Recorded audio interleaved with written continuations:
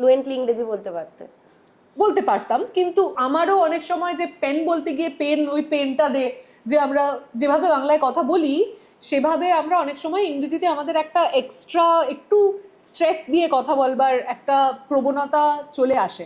আমার হয়তো সেটা 5% হয়, কারোর হয়তো সেটা 95% হয়, এই হয়তো ডিফারেন্স। ফ্লুয়েন্সিটাও তো একটা বড় কারণ, মানে এটা কিন্তু আমার পরবর্তীকালে হয়েছে। পরবর্তীকালে ইংরেজি অনার্স নিয়ে পড়তে গিয়ে যেটা আমি ফিল করেছি সেটা হলো যে আমার ভোকাবুলারি, আমার কাছে শব্দের ভান্ডার কম। হায়ার স্টাডিজে গিয়ে যেরকম আমার একটা প্রথম আমি এটা ফিল করতে শুরু করি যে আমি চলতি ইংরেজি তো ঠিক আছে, কথা বলতে বলতে হয়ে গেছে একটা কেতা, হ্যাঁ, একটা বলিউড হলিউডের একটা ইনফ্লুয়েন্স সেখান থেকে হয়ে গেছে, কিন্তু যেটা ল্যাক করছি সেটা হলো যে আমার বাংলা যতটা আমার কাছে শব্দের ভান্ডার রয়েছে, কাছে সেই ভান্ডারটা নেই।